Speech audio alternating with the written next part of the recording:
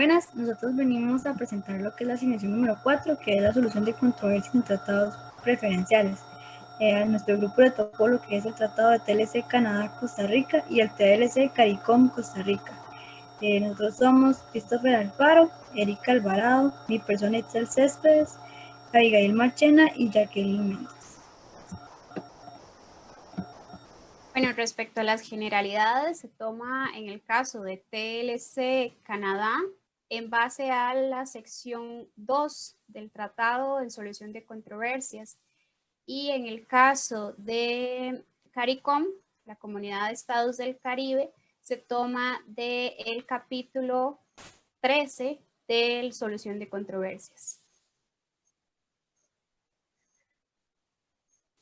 Bueno, en primera instancia tenemos respecto a la cooperación, ambos tratados hacen énfasis en que se debe intentar la mediación y el diálogo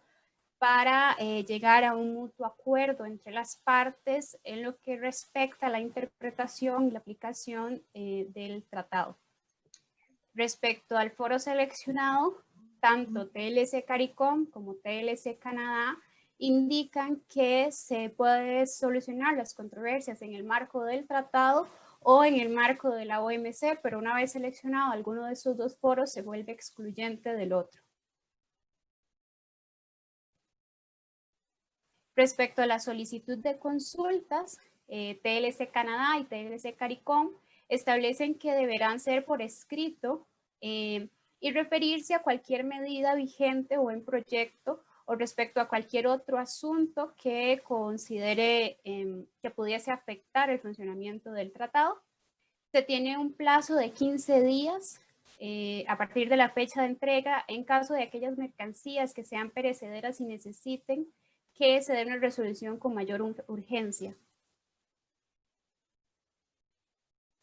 Bueno, respecto a la resolución alterna de conflictos, en el caso de TLC CARICOM, se establece que en cualquier momento las partes podrán acordar acudir a un método alternativo de solución de diferencias, incluidos en estos los buenos oficios, la conciliación y la mediación. TLC Canadá confirma lo que se mencionó anteriormente, pero adiciona que la comisión establecerá un comité consultivo de controversias comerciales privadas integrado por personas que tengan conocimientos especializados o experiencia en la solución de controversias comerciales internacionales privadas para que sus miembros puedan consultar a este comité. Por último, respecto al panel, en el caso de TLC Canadá, establece que la parte reclamante podrá solicitar por escrito el establecimiento del panel arbitral. Además, se tardará un aproximado de 3 meses después de la entrada en vigor del tratado para seleccionar este panel y será integrado por una lista de 20 individuos que deberá presentar el estado que ponga en vigor el tratado, y al menos 5 de estos panelistas deberán ser de otra nacionalidad diferente a la de la parte. Después, los individuos que hubieran los individuos que hubieran intervenido en algún procedimiento alternativo no podrán ser miembros del panel arbitral. En el caso de TLC CARICOM, se mantienen los primeros dos puntos, el primero y el último punto mencionado en TLC Canadá, pero se adiciona lo siguiente. En el caso de TLC CARICOM no son 5 las personas que tienen que ser de otra nacionalidad, sino 10 los miembros de este panel seleccionado de esta lista de panelistas seleccionado por el país que ratifica el tratado. Deberán ser 10 los que no pertenezcan a la misma nacionalidad de las partes. Por último, en el informe final, tanto TLC Canadá como TLC CARICOM establecen que el panel presentará a las partes un informe final dentro de un plazo no mayor a 30 días a partir de la presentación del informe inicial. También se recalca la obligatoriedad de las partes de cumplir con ese informe final.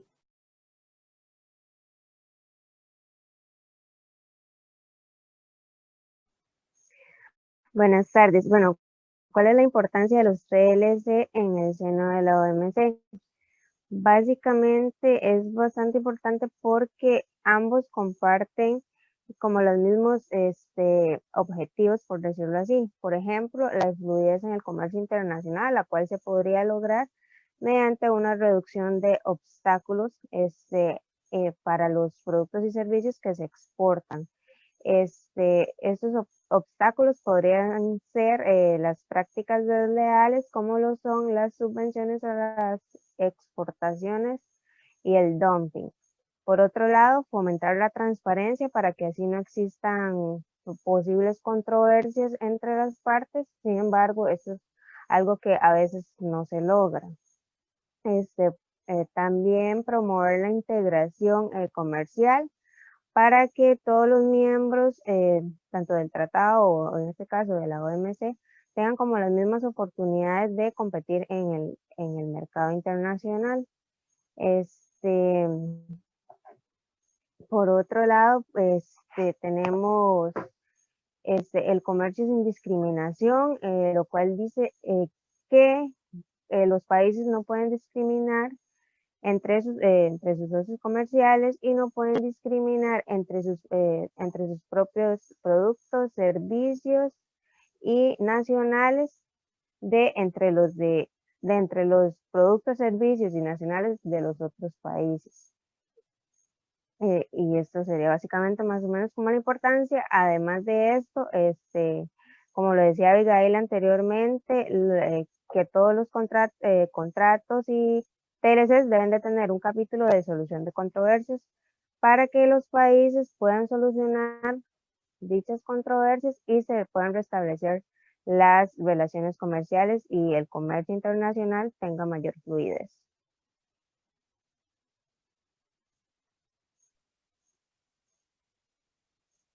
Buenas tardes. Como una manera de resumen, se establece lo que es el flujo del proceso que se sigue en el momento en el que se presenta una diferencia entre las naciones que se encuentran cubiertas por el Tratado de Libre Comercio. En este caso, de acuerdo con el capítulo que establece el TLC entre Costa Rica y Canadá, ante cualquier diferencia entre las partes, se da el inicio de la necesidad del proceso de solución de controversias y siempre en base y buscando un desarrollo de un comercio justo y sano entre las partes, se abre lo que es la etapa de consultas. Esta es una parte donde se podrán solicitar por escrito o celebrar las consultas necesarias entre los involucrados y buscar una medida o un mecanismo de solución, ya sea alterno o iniciar el proceso como tal de arbitraje y solución de controversias, pero siempre teniendo esta primera comparecencia para poder socavar lo que es la importancia o el hecho el hecho generador de la diferencia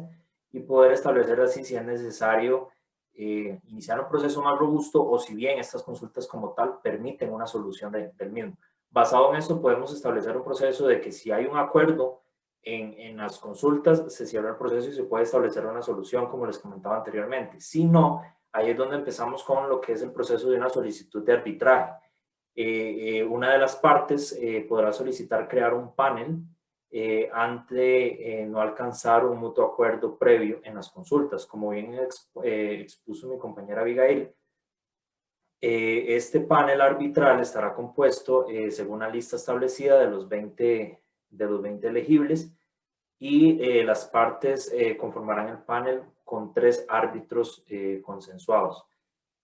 Posteriormente se entra en un proceso de comunicación entre las partes y el panel. El panel ya toma posesión de lo que es el proceso y se ve en el derecho de cualquier necesidad de información de la disputa, poder solicitar a las partes y poder empezar a mapear o poder empezar a establecer la necesidad de conocer más a fondo el proceso. Hay una parte importante que dentro del proceso existe la posibilidad de que el panel pueda tomar la opinión de expertos y las partes puedan asentar a esto.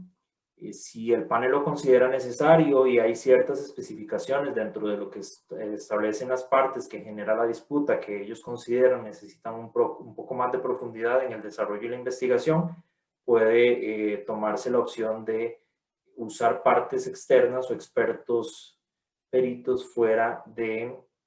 la línea del panel establecido. Esto da ya como resultado un informe inicial que el panel comunica a las partes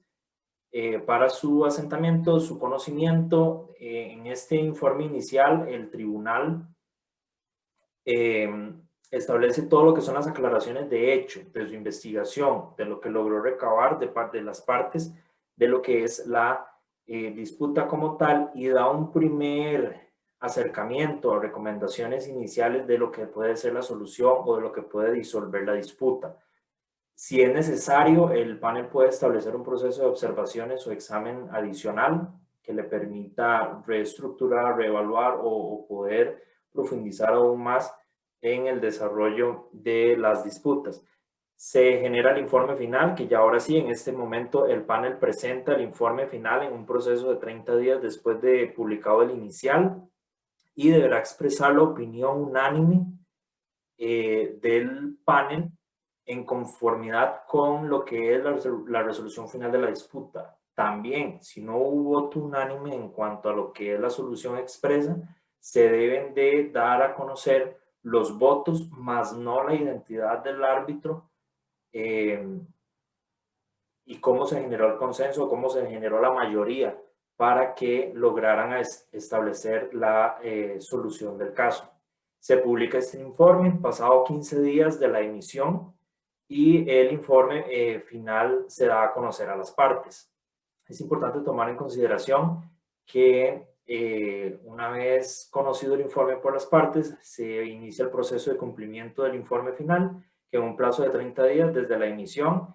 el demandado comunica al demandante su parecer en cuanto a la resolución y si están acordes a tomar el proceso y darlo por aceptado. Si se da una aceptación, se cierra el proceso y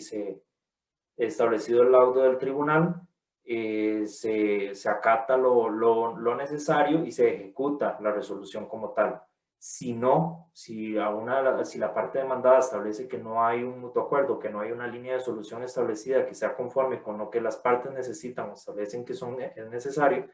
se abre un panel de cumplimiento, que lo que busca es básicamente como abrir un subproceso antes de cerrar el caso como tal, que le permita a las partes tener una última comparecencia, de determinar qué inconformidades pueden generarse y, por dado este caso, cerrar el proceso como tal. Ahora bien, en cuanto al proceso que se sigue, en cuanto a lo que es el TLC con Costa Rica y el CARICOM, hay que tener en cuenta algo muy importante. Costa Rica, a la hora de celebrar tratados nuevos, se usa un borrador y usan una base genérica, por decirlo así, de los tratados que ya han sido ratificados y celebrados con otras naciones, por lo cual el proceso es muy similar. Diferencias establecidas en el proceso con CARICOM. Hay una cláusula específica dentro del capítulo de solución de controversias donde tocan el tema de también los mecanismos de solución alternativos, el desarrollo de las consultas, y también hay un manejo específico de lo que es la aceleración de procesos cuando se tome en consideración la disputa haya nacido de diferencias comerciales a raíz de productos perecederos. El CARICOM respalda el hecho del comercio con Costa Rica de productos perecederos, que obviamente por naturalidad del hecho generador de la disputa se necesita un proceso acelerado que no vaya a afectar lo que son cosechas, producciones y todo este tipo de temas. Luego de ahí, de igual manera, siempre bajo el principio de la cooperación y las consultas, siempre hay una etapa previa en donde las partes comparecen y se busca la oportunidad o la posibilidad de una solución menos robusta o menos estratégica, como lo que es ya el proceso de una solicitud de arbitraje. Luego de esto, de una manera rápida les puedo comentar que se sigue igual la solicitud del arbitraje, que es por escrito y presentada por una de las partes. Se conforma el panel con la diferenciación en cuanto a lo que son las terminologías que estableció mi compañera Abigail previamente, que la diferencia que nace de aquí es que la lista de elegibles son 10 los que deben de cumplir con el requisito específico de la nacionalidad. Se da igual la comunicación entre las partes, la apertura de negociación y la apertura de comparecencia del panel para conocer a profundidad el hecho generador de la disputa, la posibilidad de poder tener opinión experta externa, el informe inicial, evaluaciones más a profundidad, el establecimiento del informe final y la presentación del mismo ante lo que es las partes, luego la publicación del mismo, la negociación que hay en cuanto ya conocido el laudo del tribunal entre las partes del cumplimiento y la ratificación del mismo y la absorción del mismo para cumplimiento inmediato o las determinaciones necesarias de acuerdo a lo que establece el capítulo del TLC. De igual manera, si no hay un acuerdo en esta etapa, se abre el panel de cumplimiento y también hay la cláusula de lo que es la suspensión de beneficios, que es la afectación que se da entre las relaciones comerciales y los beneficios que establecen la relación del TLC como tal entre las partes. Y de este modo se estaría finalizando en una semejanza muy amplia con lo que es también el Tratado de Libre Comercio con Canadá, cómo se manejan la solución de diferencias a nivel del capítulo que establece el Tratado de Libre Comercio como tal. Okay. Ahora vamos a explicar el análisis del caso. Este sería el DS-285 de Antigua y Barbuda en contra de Estados Unidos por lo que es el comercio transfronterizo de servicios, específicamente lo que son juegos de azar y apuestas. Recordemos que Antigua y Barbuda es parte de la Organización Mundial del Comercio desde el año 1995 y es miembro de la Comunidad del Caribe desde 1973. Además, Antigua y Barbuda ha suscrito una gran cantidad o variedad de acuerdos con otros estados con el fin de dar fluidez a sus economías a través de lo que son en este caso bienes y servicios. Ahora vamos a hacer como una especie, vamos a explicar a continuación lo que son las reglas aplicables a este caso para entender a fondo la disputa. Okay. Para las reglas aplicables en relación a lo que la legislación de Antigua y Barbuda utilizó para reclamar la inconformidad de el actuar de los Estados Unidos en cuanto a los artículos del Acuerdo General sobre el Comercio de Servicios. Estos serían, por ejemplo, el 2, que es que cada miembro otorgará inmediatamente e incondicionalmente a los servicios y los proveedores el trato NMF de nación más favorecida. El artículo 6, que es que se dará especial prioridad a los países menos adelantados miembros. Esto es para que, digamos, se tome en cuenta que ellos tienen o necesitan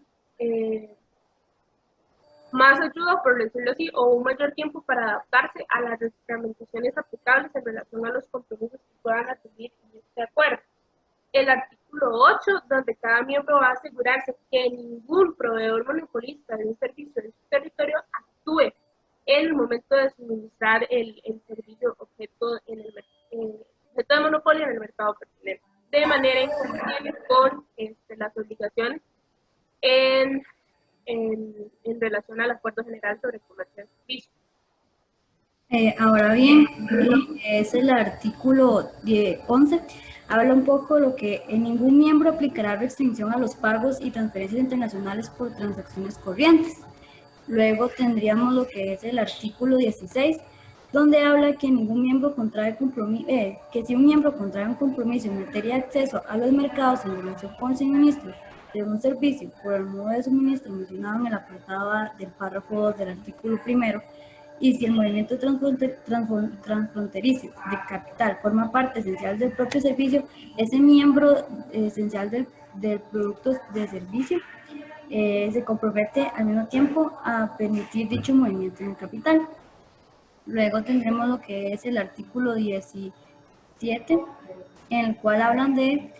que se encuentra una lista de servicios que permite, de servicios y condiciones que permite hacer restricciones a ciertos servicios o artículos, la cual el servicio en disputa no aplica ya que no se encuentra en este listado de Estados Unidos, por lo cual no se puede apelar a este artículo. Luego, con lo que es el caso en resumen, tendríamos lo que es la constancia del GE y el OA, que fueron a favor de Antigua y Barbuda en marcos del acuerdo AGCS, perdón. En segundo lugar tendríamos lo que es al utilizar el OSD, la Organización Mundial del Comercio, cualquiera otro mecanismo es excluido. En tercero tenemos que el GE se encuentra conformado por 3 árbitros. Y por último tendríamos que la OMC debe garantizar que los países vuelvan a actuar de conformidad con los compromisos asumidos en sus acuerdos para así asegurar a su miembro que el intercambio de bienes y servicios sea de forma libre, prevista y fluida. A esta diferencia cabe señalar, ¿verdad?, que después de todo lo que es, después de presentarse el caso ante el órgano de solución de controversias, Estados Unidos no volvió a poner, por decirlo así, su legislación o a actuar de forma correcta en relación a lo que eran las resoluciones y conclusiones. Por esta razón es que este caso, cabe señalar, aplicó, por decirlo así, medidas correctivas ante el actuar de Estados Unidos. También cabe señalar que, si bien es cierto, no es un acuerdo en el marco de lo que es el TLC Costa Rica CARICOM, es una controversia que se lleva igual ante el órgano de solución de controversias, funciona igual con 3 árbitros y pues tiene una especie de funcionamiento bastante similar a si hubiera ocurrido entre un país de la CARICOM y Costa Rica en ese sentido, ¿verdad? Que se utiliza el mismo mecanismo de la OMC, específicamente lo que es el órgano de solución de controversias, al igual que lo que se encuentra incluido en el tratado Costa Rica-CARICOM. Además, por último, es importante agregar que esta controversia al final resulta un buen ejemplo para constatar que la OMC funciona como garante de que se cumplan los derechos ante comercio desleal, ante prácticas de comercio desleal, y que al final de cuentas, como se comprobó en el TLC Costa Rica CARICOM, al aplicar este mecanismo, cualquier otro mecanismo de solución de controversias resulta fluido o eficiente. Y eso sería todo. A continuación pueden consultar la bibliografía. Muchas gracias.